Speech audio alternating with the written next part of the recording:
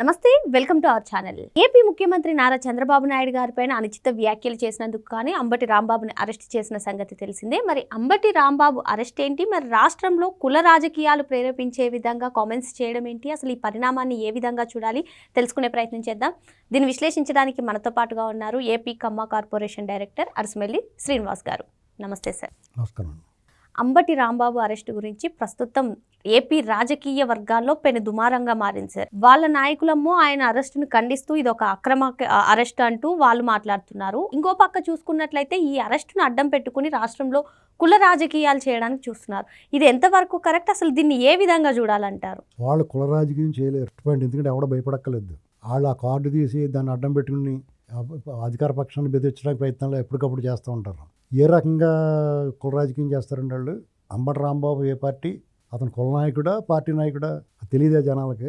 చేత ఊరికాళ్ళు అలా ఇస్తారు, చెయ్యి అంటే పోతారు. అర్థమైందా మీకు? జగన్మోహన్ రెడ్డి చేసేది అవును. అంబటి రాంబాబు ఎందుకు మాట్లాడాలి? సజ్జల రామకృష్ణారెడ్డి తిట్టొచ్చుగా చంద్రబాబు నాయుడు గారిని. అంటే అంబటి రాంబాబు సన్నాసి అయిపోవాలి, సజ్జల రామకృష్ణారెడ్డి మంచోడు అయిపోవాలన్న. గడికోట శ్రీకాంత్ రెడ్డి, బుగ్గన రాజేంద్రనాథ్ రెడ్డి, పెద్దిరెడ్డి రామచంద్ర వీళ్ళు ఎందుకు మాట్లాడకూడదు? గెలిచేది ఎందుకు మాట్లాడచ్చు? పేరు నాని వీళ్ళకేం దోల మాట్లాడితే తన్నులు తగులుతాయి, తన్నులు తింటారు. దాని కులాల సంబంధం ఏంటి? ఎవడెక్కువ ఓవరాక్షన్ చేస్తాడు తన్నులు తింటాడు, వాడు కేసులు పెడతారు, వాళ్ళు లోపల వేస్తారు. వాళ్ళు ఎందుకు మాట్లాడలేదు? చంద్రశేఖర్ రెడ్డి మాట్లాడాడు, ఎప్పుడు వేస్తారో లోపల అని చెప్పి గుమ్ములు నెక్స్ట్ నువ్వే అంటున్నారు. ఎవరిని విడిచిపెట్టరు. ఇప్పుడు చంద్రశేఖర్ రెడ్డి మరి పవన్ కళ్యాణ్ గారు ఆ కాపులందరినీ చెత్తగొడ్డించి పంపించేసాడు కాకినాడలో. అప్పుడు ఏం మాట్లాడలేదే.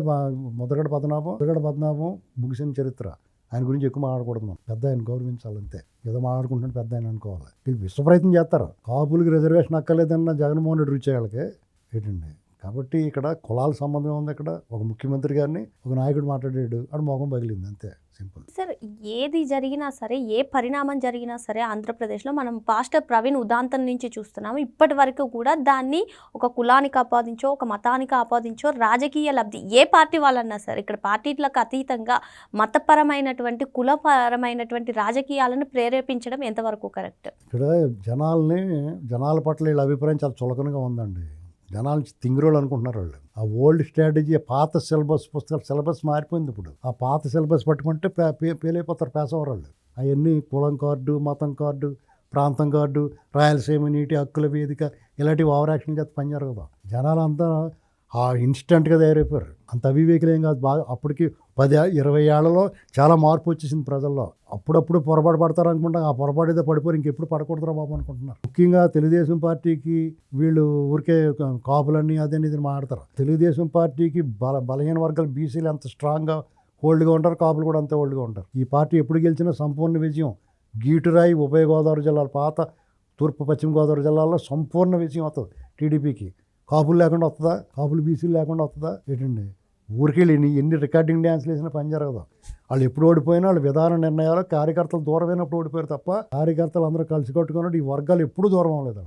వాళ్ళు పరిపాలనలో తప్పులు చేస్తే ఓడిపోతారు అంతే తప్ప కులాల పరంగా ఎప్పుడు ఓడిపోలేదు. ప్రజారాజ్యం పెట్టినప్పుడు కూడా గణనీయమైన ఓట్లు సీట్లు వచ్చినాయి వాళ్ళకి, తెలుగుదేశం పార్టీకి. కాబట్టి జగన్మోహన్ రెడ్డి ఎన్ని పిల్లు మొగ్గులు వేసినా, తలకిందులుగా తపస్సు చేసినా, పొర్లు దండాలు పెట్టినా, దొల్లుకుంటా రాష్ట్రం అంతా దొల్లుడి యాత్ర చేసినా అతని కథ ముగిసింది. వాళ్ళ కుట్రలు అందరూ తెలిసిపోయినాయి. వాళ్ళ అసలు ముఖం చూస్తారు, మాస్క్ తీసేసాడు.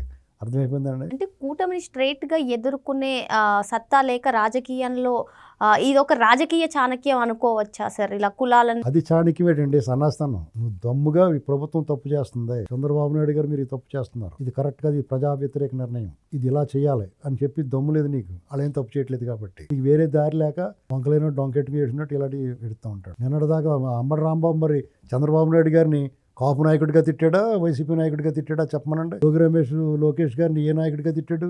వైసీపీ నాయకుడిగా తిట్టాడా, బీసీ నాయకుడిగా తిట్టాడా? చెప్తే వినరా, కొడత ఎడుతారు, వచ్చి కులం కార్డు తీస్తారా? ఆయన ఎవడ పట్టించుకుంటాడు? టీడీపీలో లేరా కాపులు? టీడీపీలో లేరా బీసీలు? అసలు బీసీ పార్టీ టీడీపీ? వీళ్ళు ఓవర్ యాక్షన్ ఎవడ పట్టించుకుంటాడు? అవునా కదండి. అంటే ఇక్కడ జగన్మోహన్ రెడ్డి వేసి పాచికల్లో వీళ్ళు ఎవరో బలెవరో వీళ్ళు దొరికేశారు. ఇంకా ఎవరు అంబటి రాంబాబు పేరు నాని, జోగి రమేష్ వాళ్ళకి బుద్ధి లేదు, బుర్ర లేదు. ఏమయ్యా నేను మాట్లాడుతూ నాతో పాటు లేళ్ళ అప్రెడ్డిని మాట్లాడమని అనాలి కదా అంబటి రాంబాబు. ఆ వేణుగోపాల్ రెడ్డిని మాట్లాడమని అనాలి కదా, పేకాడుకుంటాం అనేసి అనాలి కదా. ఈయన ఎందుకు ఎగిరిపోతాడు? ఆ ఫ్లెక్సీలు చంపడానికే వేణుగోపాల్ రెడ్డిని పంపించవచ్చు కదా. ఈయన పనేటి? ఈయన సత్యనపల్లిలో పోటీ చేశాడు, ఇక్కడ గుంటూరులో పనేటి, గుంటూరులో పోటీ చేసిన వెళ్ళమనాలి కదా, ఎమ్మెల్సీ కింద ఉన్నవాడు వెళ్ళాలి కదా. ఆ బుర్రలేదు కానీ లబోదీపమని ఎడుతుండని కొట్టేశారండి బాబు అంటాను. కొట్టరేంటి మరి, ఊరుకుంటారా, ముద్దెట్టుకుంటారా? నేను నోటికి వచ్చినట్టు మాట్లాడితే ఏం మీకు బీపీలు రాలేదు అప్పుడు, వీళ్ళకి వచ్చింది ఇప్పుడు. పైగా వీళ్ళకి బీపీ చాలా ఆలస్యంగా వచ్చింది. సంవత్సరం పాటు భరించి ఉన్నారు. ఈ ప్రభుత్వం ఏమైనా చేద్దాం మీకు వీళ్ళు ఏం కోరుకుంటే ఎంత అమాయకులు అంటే, చట్ట ప్రకారం పోలీసులు తీసుకెళ్ళి మీకు కూల్ డ్రింక్ ఇచ్చి కూర్చోబెట్టి నోటీస్ ఇవ్వలేదు కాబట్టి మిమ్మల్ని వదిలేయండి అని చెప్పేసి కోర్టు అంటే కూడా పోలే అరెస్ట్ చేయలే అనుకుంటున్నారు వీళ్ళు. మీరు అలా చేయలేదు కదా. అంత మంచోళ్ళని పట్టుకుని మీరు రెచ్చగొడితే ఏం చేస్తారు, ఈ చెట్లు కొడతారు. ప్రభుత్వం ప్రతిపక్షం కూడా గుర్తుపెట్టుకోవాలి, ప్రజల్ని ఇరిటేట్ చేయకూడదు. వాళ్ళు ఇరిటేట్ చేస్తున్నారు. వాళ్ళు కులం మతం ప్రాంతం చూడరు, తోలు చేస్తారు. చంద్రబాబు గారు కాబట్టి చెప్తున్నారు కాబట్టి వీళ్ళు ఇన్ని కూడా క్రమశిక్షణగా ఉన్నారు కాబట్టి ఇంకా ఇది చాలా అక్కడతో ఆగింది. అంటే వైసీపీ ఎన్ని స్ట్రాటజీలు వేసినా సరే ప్రజలు నమ్మే పరిస్థితిలో లేరు. ఎందుకంటే దొంగోడు అండి, ఆల్రెడీ దొంగోడని తెలిసిపోయింది. ఆడు వచ్చి ఏమండి మీ ఇంట్లో దొంగతనం చేయండి, మీరు ఆడ రాగానే సామాన్లన్నీ బీరోలో వేసుకుంటారు. ఒకసారి 2 సార్లు దొంగతనం చేసాడు ఇంకో మీ ఇంట్లోకి వచ్చినాడు, ఆడు వెళ్ళి వచ్చినాడికి ఏం చేస్తారు, టేబుల్ మీద ఉన్న పెన్ పెన్సిల్ కూడా తీసేయంటారు బాబు అంటారు. అనుకుంటారు లేదా, అంతే సింపుల్. అతను మరీ దరిదాపులు రానివ్వరు. ఊరికే అతనికి ఏం ఊసిపోక రాజకీయ, అతనికి తెలుసు కాబట్టి ఎలహంకలోనూ అక్కడ దాక్కుంటున్నాడు. అంటే సార్ ఇప్పుడు కూటమి ప్రభుత్వం అధికారంలోకి వచ్చిన తర్వాత వైసీపీ ఎన్నో నిరసన కార్యక్రమాలు వ్యక్తం చేసింది. అందులో ఎప్పుడు కూడా ముద్రగడ పద్మనాభం కనిపించలేదు. కానీ అంబటి రాంబాబుని అరెస్ట్ చేసినప్పుడు ఆయన బయటకు రావడం ఏమీ లేదండి. ఇప్పుడు కులం కోట తీద్దాం ఆఖరే, ఇది స్వచ్ఛడిపోయింది, ఇది ఎలగట్లేదండి తెలిసినా కానీ మనం ట్రై చేస్తాం. దీపావళి సామాన్లో కొంత తడిసిపోయి ఎలగటం మానేస్తాయి, నిలవ ఉండిపోయి ఇప్పుడు దీపావళి సామాన్ అమ్ముతారు కదా, అటు ప్రతి సంవత్సరం కొత్త సామాన్లు కలిపి పాతవి అమ్ముతూ ఉంటారు.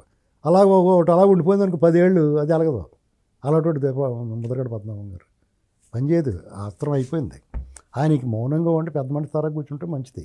అర్థమైందండి, మంచి చెప్పాలి. ఇద్దరు నేను ఏదో చేశాను, కులాలకి వెళ్ళాలి, గోల ఎంతురా బాబు. ఒకటండి, ఏ రాజకీయ నాయకుడైనా ఒక కులం మీద నేను ముద్ర వేసుకోవడం అనవసరం. ఎందుకంటే అందరు ఓట్లతో గెలవాలి, అతను అందరూ కావాలనుకోవాలి, అందరి వాడిగా ఉండాలి. అలాగ ఉన్నవాడు నిలబడతాడు రాజకీయాల్లో. అలాగా సమతూకంతో అందరినీ సామాజిక న్యాయం పాటించేవాడు చంద్రబాబు గారు 4సారి ముఖ్యమంత్రి అయ్యాడు. జగన్మోహన్ రెడ్డి ఒకసారికే డిక్కుమంటే దేక్కుంటూ వచ్చాడు, 2వ సారి అడ్రస్ లేకుండా పోయాడు, 3వ సారి అసలు ఆనవాళ్ళు ఉండదు. మరో అంశంతో మళ్ళీ కలుద్దాం. Thank you sir.